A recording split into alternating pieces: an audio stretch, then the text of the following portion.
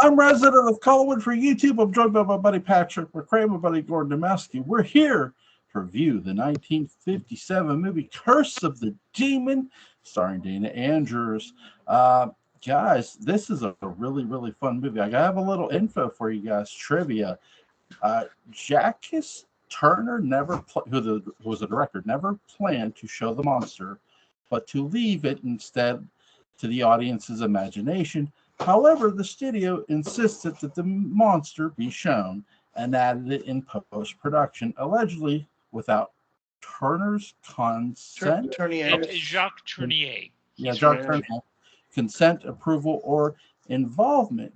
The scenes where we really see the demon were shot without me, all except one. I shot the sequence in the woods where Andrews is pursued by this sort of cloud.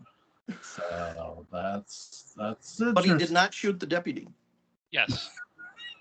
So I've heard this actually before on Turner Classic Movies, where the director was more going for a Val Lewton sort of esque feel, but the studio wanted the demon.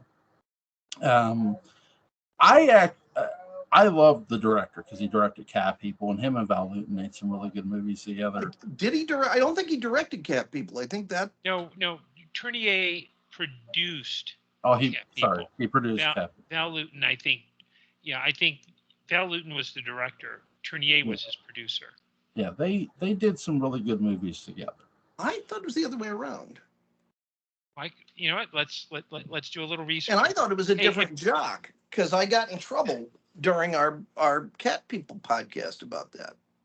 Well, I figured if Jewel can read off of Wikipedia, so can I. I'm actually reading IMDb. He's a perplexity man now. Okay, yes. you're Patrick, you were correct. It was directed by Jacques Tournier, produced by Val Lewton. So I stand corrected. So it's Tournier, but is that the same? I think Curse of the Demon was directed by Tournier. Oh, Tournier. I'm mispronouncing it. I don't speak French. So. I'm sorry. Well, yeah, but it's two different. You were right, Patrick. It's two different guys. Yeah.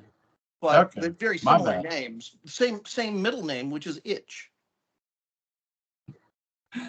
But what do you guys make of that whole sort of process where the director didn't want the demon, the studio did? Happens all the time. Yeah. I've actually seen both versions of the movie because the movie that has the extra demon scenes was released in England as Curse of the Demon. Night of the Demon. Night of the Demon in England. Okay, Night of the Demon in England, Curse of the Demon in America. Well, anyway, I've seen both versions, and it's not that big a deal. I do think it's kind of rough because even now, I think that level of interference is, it was expected back then, but now when you've got, everyone kind of micromanaging and basically concepting in a movie script to death, the fact that it got through, it was a low budget. It's a very effective movie. I think it says something that there are two versions of that movie and neither one is worse than the other. Like they're both really good. And even the demons work. Yeah. And even the demon scenes you could rationalize as it's what the person perceives as a demon, not necessarily an actual demon. Yeah. By the end of the movie, I come down on the fact that there really is a demon out there. Mm-hmm. I always chalk this up to that this could also just be somebody's worst fear. Like we don't like it, you know what I mean? It's an interesting movie because it starts off with this guy who's going toward this other guy's house and he knocks on the guy's door and he wants to see him. And this guy's got an occult. He's got this occult. And he's being investigated by this guy who come to his house and the other dude who Dana Andrews plays, but he's not there yet. He's on his way. He'll be here in the morning. And this film starts off, he looks at the clock because it's 9 o'clock. He goes, "Oh, you still got that parchment I gave you?" And he's like, "No, it burned up." I'm thinking, That doesn't sound good. Because this movie does give a beautiful sort of sequelae about witchcraft, which I think is really good. I love how they shoot the Stonehenge, and I love that we get a scene at the Stonehenge too. This movie's, from a shot standpoint, is beautiful to watch. It is a beautiful film. It Mhm. uses black and white extremely well. Yeah. One of the great shocks for me the first time I saw the movie was just when the door slams, the door of that little family that he visits, and it's got the glyph on it. It's subtle stuff. It's small stuff. The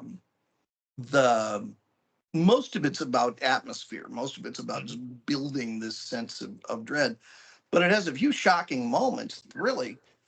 When the seance first starts and Cherry Ripe is just erupts, that really got me. And and then the hypnosis scene where the guy sits bolt upright and starts screaming, that one got me too.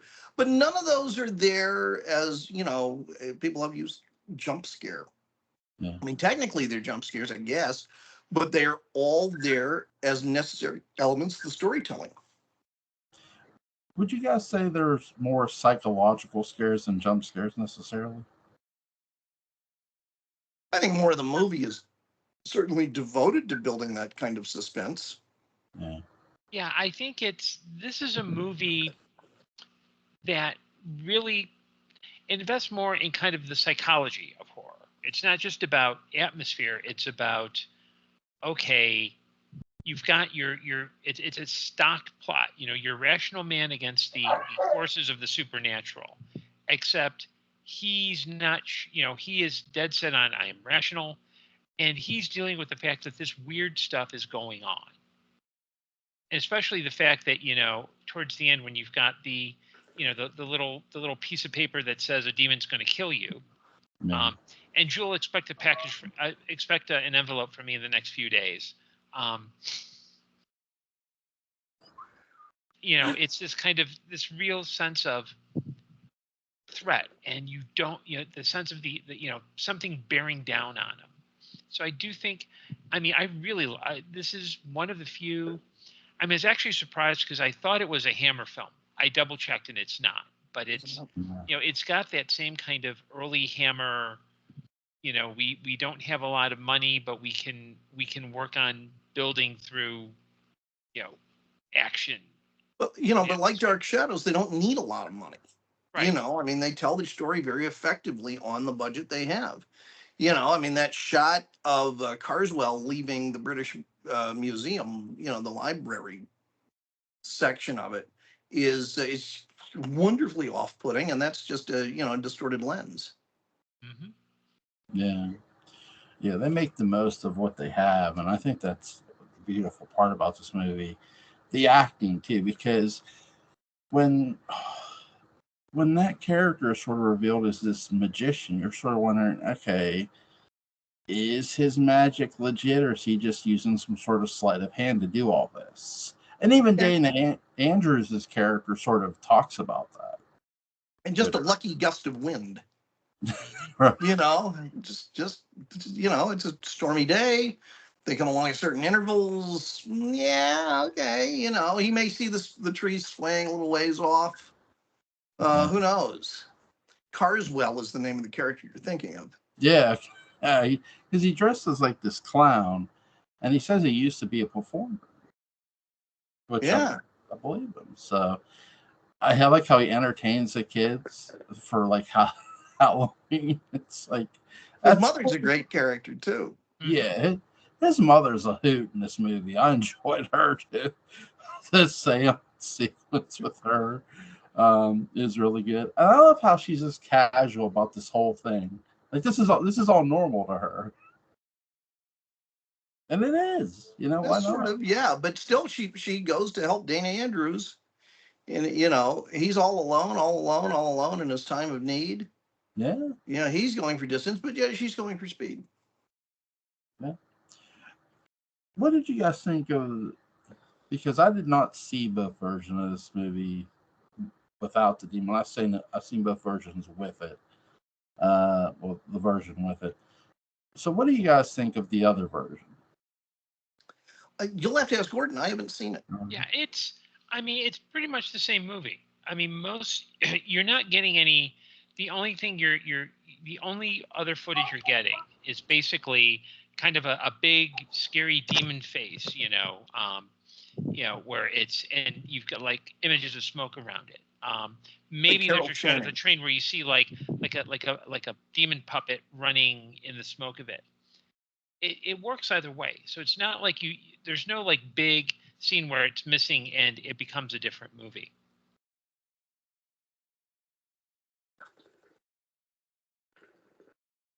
Exactly.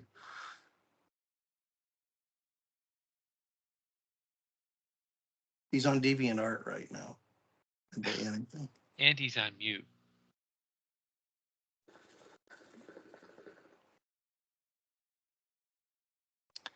I agree.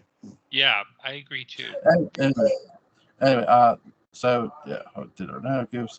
Yeah, it talks about the alternate versions on here. This film exists in 3 English language versions. 1, the original British, released under the title Night of the Demon. 2, Columbia's edited version for the release of the U.S. under the title Curse of the Demon. And 3, over 20 years later, Columbia replaced their edited U.S. version with the original British version, but with the title also changed to Curse of the Demon. Columbia's DVD release had both. Yeah. That's yep. Here's the thing, guys. Because bless you. I really love the train sequence in this movie, which is near the end. But you're right. The wind version, or the wind at the party where you get this gust of wind. It's just crazy. It's like, they do get you to ask, what is going on here? Like, is there they do a great job of poking. Do you like this fight with the cat? Yes. I thought what was going on was because, you hear, and I know it's the 50s, this movie was made in the late 50s. You hear so much now about, universes coming together. I'm thinking, are we going to get a cat people reference in here other than that, which that sort of is in a sense, because you get this cat that turns into like a bigger cat and it starts attacking Dan Andrews' character. I'm thinking, is this like an unofficial cat people thing? Yeah, I think it was probably more just, okay, we'll throw it in, because movies at that time didn't really do callbacks, and unless you're like a series like Abbott and Costello meet the Universal monsters, I don't think it was deliberate. I think it's probably Tournier was like, oh, okay, yeah, there's a cat attacking. Yeah, I got to get away from that. I should probably call Val one of these days, but I don't think it was intentional. Yeah. When did you guys first see this movie? I forgot to ask. I saw this movie in high school at the Vogue, so I got to see it on the big screen with people who are big fans of the movie, and it was a rainy Wednesday night, perfect time and place to see the film. Yeah, I first saw it on Son of Svengoolie in the 70s, and then I later saw it a couple of years ago because the library had the DVD with both versions of the movie. So it's it's one of those movies that kind of gets talked about in certain circles. It's not like a big movie. It's like, if you're really into like British horror, you really need to check this out.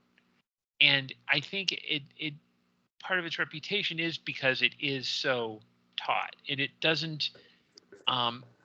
Most of it is about suggestion and the perception of terror versus the outright terror. What did you guys think of Skarsgård's big house? Very creepy. It's big and creepy. Mm-hmm. It's a good, big, creepy English mansion with a floor a lot like Greystone. Yeah, and probably they probably were to get it for the price of like a pint of lager and some fish and chips. Yeah. Yeah. England's full of houses like that. And, often the people who own them are bored or enjoy, the novelty. Yeah. I think too with this movie, what it does, you guys talked about the camera work in this, like that library scene does so well, and they don't use much. They just use, like you said, they use a wicked looking lens, but also too the card reading in 2 weeks. It's like holy, like that. I get it's sort of sleight of hand trickery, movie magic, but it works. Well, a lot of those involve kind of slight violations of self. How did you get this card to me? Yeah. How did you get in my room and rip out those calendar days? Yeah. How did all that happen? Yeah. How did you get such a terrible seat on the flight? Things like that. Yeah. Yeah. It's all about, it's as much about psychological warfare between the magician and Dana Carswell. Andrews. Carswell and Dana Mhm. Andrews, as it is about the whole mystery of what's going on.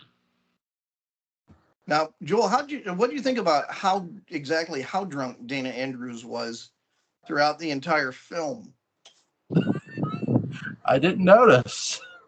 Are you serious? I did Oh not. man, you gotta go.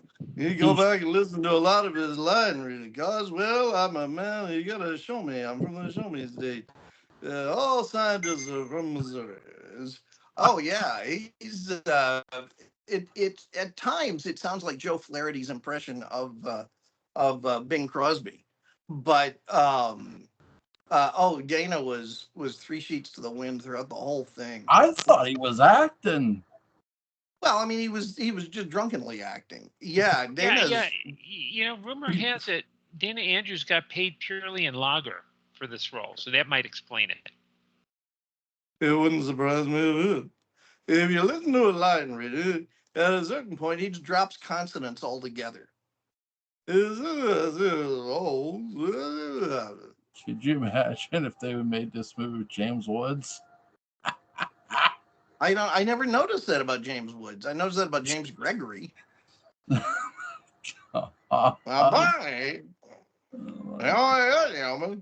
This is Daddy Omen. What did you guys think of the train sequence at the end of this movie? I love how I always feel the female co-star somewhat steals the movie at the end. She's like, sometimes it's better not to know. And I think that line works wonders in this movie. Mm-hmm. I would agree. It's a very well made film. One of the things that I think it does 2 things supremely well. For one thing, it has a skeptic hero. Yeah. And you don't see that, in my opinion, that often. Not as hardcore sort of James Randi level. He is, even though Randi was not on the scene back then, if he had been, this is sort of the opposite of the guy in Late Night with the Devil. Yeah. Where the Randi character is just made to be a buffoon, and that's a shame. Randi had enough going on in his own life to have to deal with that in death, but he's not around for it. So there we go. So I like that. And the other thing I like is that it is a quintessential suspense story.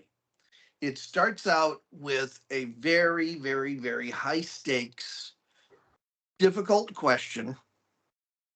Is Carswell for real? Am I am I doomed? And it uses just that one very simple notion to pull all of the action along to the very end. It's a very clean piece of storytelling. And that's why it generally works for modern audiences. This is a movie that I show to one of my classes every other year. And, black and white, et cetera, et cetera. And kids, they're never, or they're very rarely going to come out and go, "Oh my God, that was amazing! I loved it." They're not the most effusive bunch in the world, but you can tell when they don't hate watching something, and they don't hate watching this, especially after around day 2 or 3. Yeah.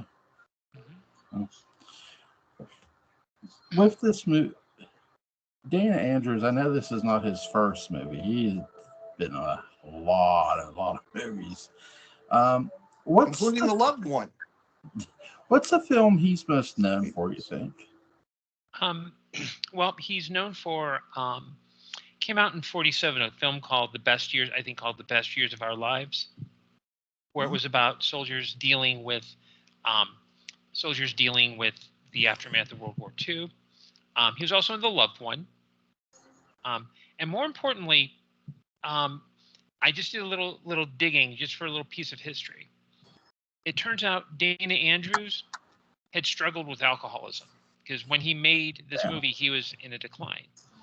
Well, eventually he started recovery, but he worked for an organization called the National Council of Alcoholism and Drug Dependence. And in some areas of the country, it's known as the National Council of Alcoholism and Drug Abuse. And I happen to know that because from 2003 to 2005, I was a community organizer for the National Council of Alcoholism and Drug Abuse in St. Louis. Now it's known as, I think it's Recover Ed. So it's, because it kind of, shifting with the times, got to refresh the brand. So I'm going to brook no disrespect of Dana Andrews or The Loved One from you, Joel. Because I will find you and I will. Good for Dana Andrews, though. Yeah. So yeah, that's really great.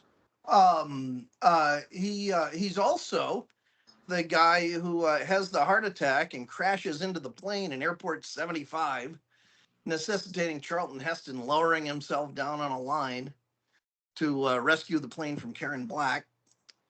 And he is referred to, and this movie is referred to, in the opening song of Rocky Horror, science fiction double feature. Dana Andrews said prunes, gave him the runes, and passing the muse lots of skill. Yeah. Cool. I remember when I was in 4-H that we ended up going around collecting bottles, like glass bottles and stuff for recycles. And every glass bottle we collected went toward, for what Gordon was saying, for alcoholism stuff, for like help get people treatment. So I remember that. With this movie, guys, what's your favorite scene?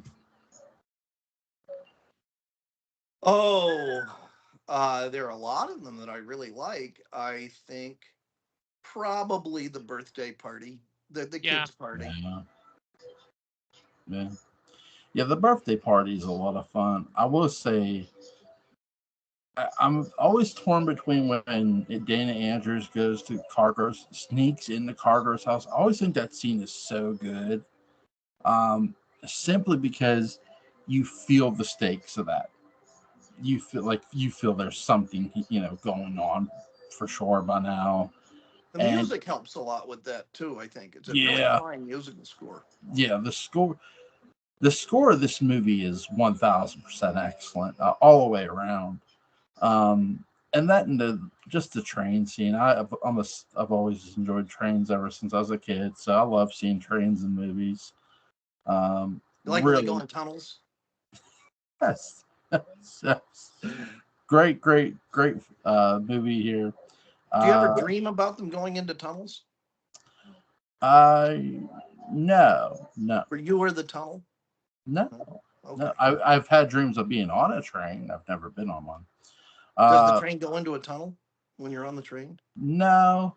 Are you eating a banana on the train as it goes into a tunnel? No. You're holding a pen that keeps leaking? No. And you're riding a horse? No. Oh, no, nothing like that. No.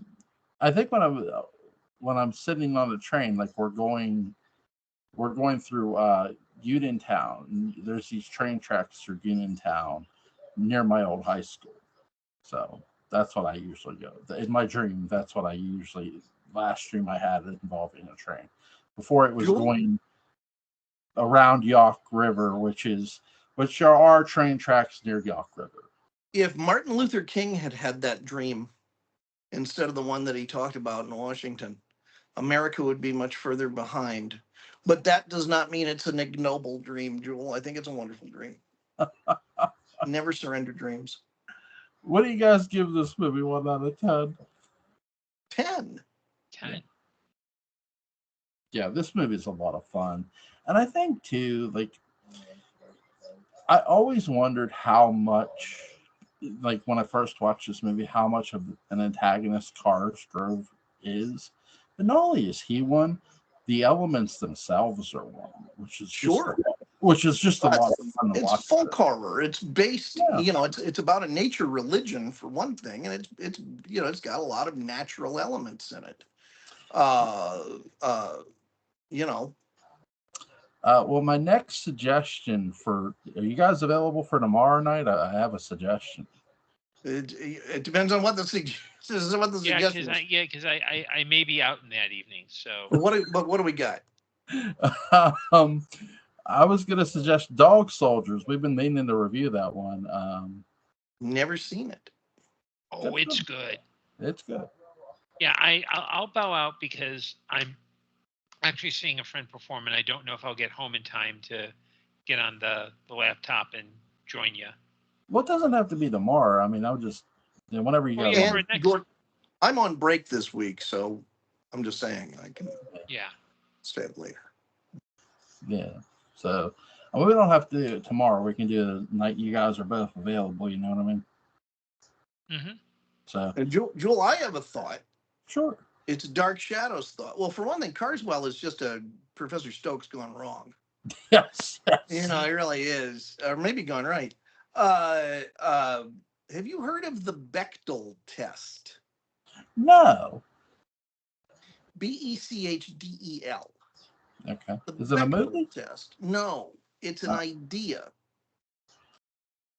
And the idea basically is it's a metric for judging usually a female character in a movie or a story. And Gordon, correct me if I'm wrong, but it basically asserts that the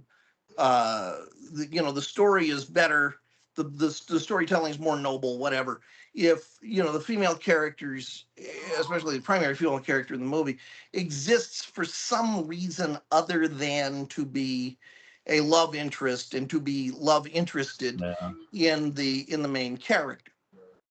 That's one variation of it. Another is usually used when you have two female characters. And the Bechdel test, you pass it if the two female characters aren't talking about the lead male character, or they're not talking about that. Yeah, okay. Someone made a reference to that, and I was like, nah, I don't think that's it. So I stand corrected. But overall, yeah, it's about the existence of a female character, and the question is in a reverse mortgage format. The question is, does Barnabas pass the Bechdel test? Not to be answered now, but I think that's an interesting point of discussion. Yeah, whenever you want to have that discussion, we'll have it. I mean, we could have it tomorrow if you want. I'm really interested in chatting about that. All right.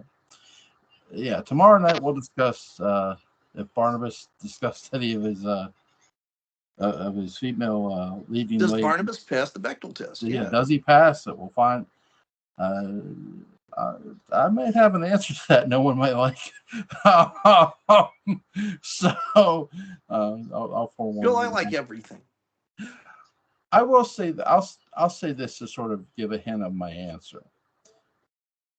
Not fully, he passes it. Not fully. I would not have asked it if I didn't have similar thoughts on my mind. So tomorrow night we're going to see if Barnabas passes the Bechdel test. Links to Gordon Dymowski's Amazon page is going to be in the description box. Link to Patrick McCray's Dark Shadows Day Book of Bound is going to be in the description box. Gentlemen, this was a lot of fun to discuss a really it's a good movie. Mm-hmm.